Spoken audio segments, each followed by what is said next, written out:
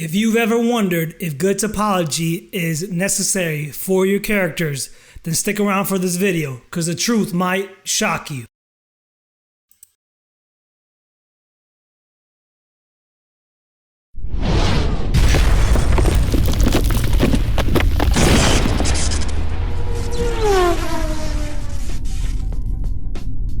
What's going on, you 3D modeling beasts? This is JL Musey, and today we are talking about whether good edge flow or topology is truly needed when creating characters in Maya. And this actually could be in any package.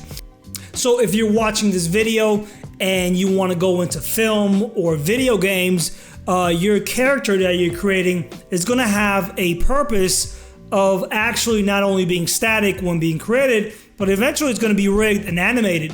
And to support that animation or deformation, good topology is very important.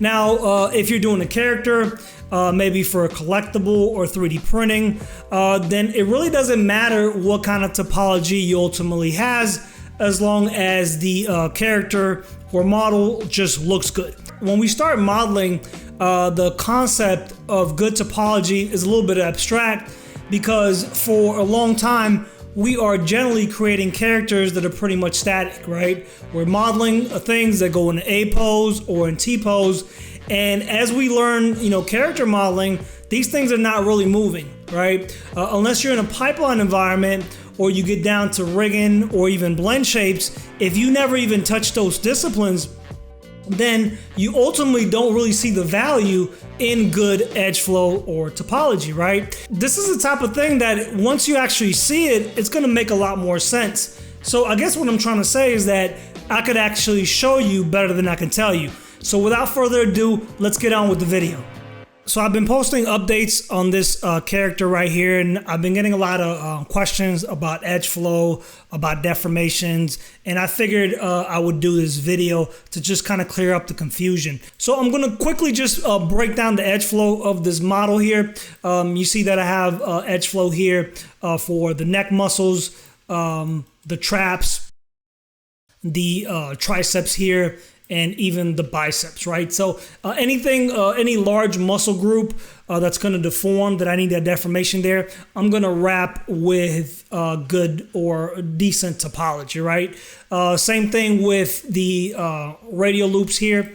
So we see that we have radial loops in the eyes, in the mouth, and anywhere that's gonna deform, then I'm pretty much just gonna have that edge flow wrapping around and supporting it. But on the flip side, areas that are not going to deform, I really don't care that much about, right? So here, not only is this hidden, right, by this hairpiece, but here, yeah, I can get away with things that are just a little bit more sloppy, because the skull is not going to deform, right? So I don't need to worry about having a beautiful topology on a skull, on a part that's not ever going to either show, nor is it going to deform.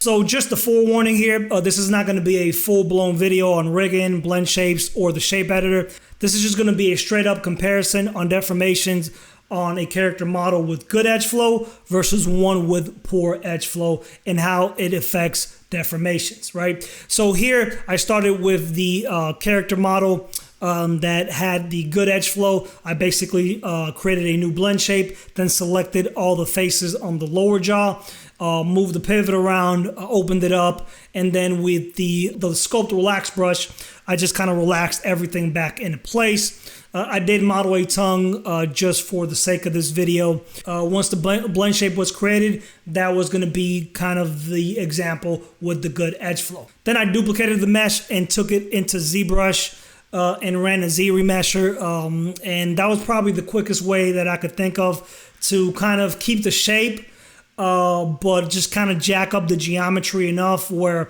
the model still looked almost the same, but the edge flow, especially around the mouth, was simply not there. So in this part of the video, I'm basically doing the same exact thing before the model with the jacked up geometry, right, with the bad edge flow. And basically I'm just taking all the faces like I did before in the lower jaw and then just moving them around that pivot to open the mouth. One thing that I did find out doing this with such sloppy geometry is that, I just miss the good edge flow. I like to grow and shrink my selections a lot. So just having good edge flow is not only good for deformation, but also for selections as well. So here's the two characters side by side. And I'm going to go ahead and turn on the wireframe on shaded. And obviously, once I ran the Z remesher, what I was mainly worried about is basically just having almost the same polygon count. And, actually, if we take wireframe on shaded, these characters really don't look that much different besides just some of this detail being washed out, right?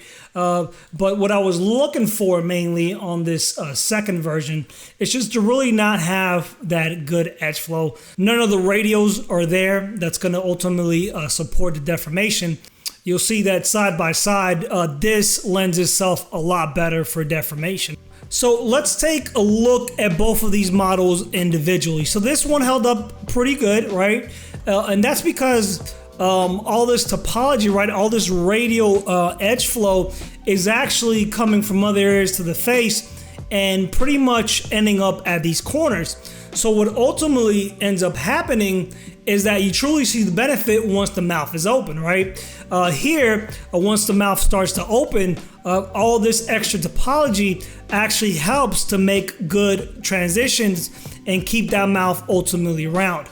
But if we shoot over here, we see that this edge flow is not there, right? So we don't have all this edge flow here.